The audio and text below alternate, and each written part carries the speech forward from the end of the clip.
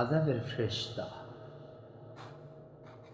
বুখারী শরীফের এক বর্ণনায় আছে, গুনাহগারকে যখন কবরে রাখা হয় তখন আযাবের ফেরেশতা লোহার হাতুড়ি নিয়ে আসে। রাসূলুল্লাহ সাল্লাল্লাহু আলাইহি ওয়াসাল্লাম বলেন, সে ফেরেশতা অন্ধ, তার মধ্যে দুনিয়ার সমস্ত মানুষের চেয়ে বেশি শক্তি থাকে।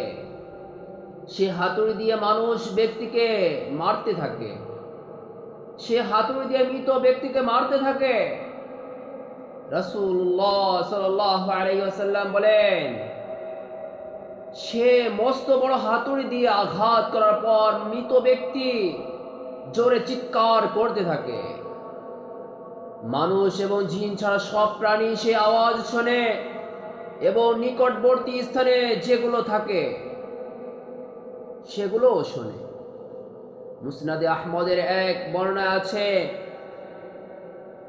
সে চিৎকারের আওয়াজ পূর্ব পশ্চিমের দিকে যেসব প্রাণী থাকে সবাই শোনে, শুধুই মানুষ ও জিন ব্যতীত। হাদিসে পাক থেকে প্রমাণিত, গুনাহগার ব্যক্তির শাস্তি অপরিহার্য, তার উপর কোনো রহমত করা হবে না। কেননা যে ফেরেশতাকে আল্লাহ পাক কবরের শাস্তির জন্য নির্ধারণ করেছেন সে অন্ধ। সে অন্ধ, সে ফেরেশতা চোখে কিছুই দেখবে না, অর্থাৎ গুনাহগার ব্যক্তির করুণ অবস্থা তার নজরে আসবে না, তাই তার অন্তরে দয়াও আসবে না, আর সে কানেও শুনবে না। গুনাহগারের আত্মচিৎকার, অনুনয় বিনয় কোনো কাজেই আসবে না।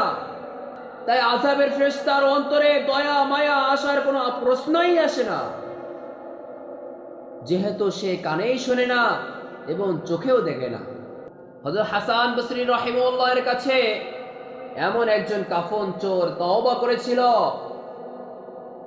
যে 2200 কবর খুঁড়ে কাফন চুরি করেছিল। হাসান বসরি রাহিমাহুল্লাহ তাকে জিজ্ঞাসা করেন, তুমি কবরের ভিতর মৃতকে কেমন পেয়েছ? সে কাফন চোর 3টি কবরের অবস্থা বর্ণনা করল। ঘটনা নাম্বার 1, আগুনের জিনজির। কাফন চোর বলছে, একবার আমি একটি কবর খনন করে দেখলাম, মৃত ব্যক্তির ভয়ঙ্কর কালো চেহারা, তার হাত পায়ে আগুনের শিকল পরানো এবং তার মুখ দিয়ে রক্ত আর পুঁজ বের হচ্ছে, আর তা এতই দুর্গন্ধ যে বেহুশ হওয়ার অবস্থা। এই ভীতিজনক অবস্থা দেখার পর আমি পালানোর জন্য পা বাড়ালাম। এমন সময় মুর্দা কথা বলতে শুরু করলো, আমাকে বলল, তুমি পালাতে চাও? শোনো, আমাকে কোন গুনাহের জন্য এই শাস্তি দেওয়া হচ্ছে? আমি মুর্দারের কথা শুনে সোজা হয়ে দাঁড়িয়ে গেলাম। সমস্ত সাহস একত্রিত করে কবরের কাছে গেলাম। যখন কবরের ভিতর উকি দিলাম, দেখলাম আযাবের ফেরেশতা মুর্দারের ঘাড়ে আগুনের শিকল পরিয়ে বসে আছে। আমি মুর্দাকে জিজ্ঞাসা করলাম, তুমি কে? সে জবাব দিল, আমি অমুকের ছেলে অমুক, কিন্তু আফসোস আমি মদ পান করতাম আর জিনা করতাম। এই অবস্থায় আমার মৃত্যু হয় আর এখন এর আযাব ভোগ করছি। ঘটনা নাম্বার 2। তারপর সে কাফন চোর দ্বিতীয় ঘটনা বলল, একবার আমি যখন কাফন চুরি করার জন্য একটি কবর খনন করলাম, দেখলাম ভয়ঙ্কর কুৎসিত এক মুর্দা। সে কথা বলতে শুরু করলো, মুর্দা দাঁড়িয়ে গেল, তার চারদিকে আগুন ধাও ধাও করে জ্বলছিল। ফেরেশতা তার গলায় আগুনের শিকল পরিয়ে রেখেছিল।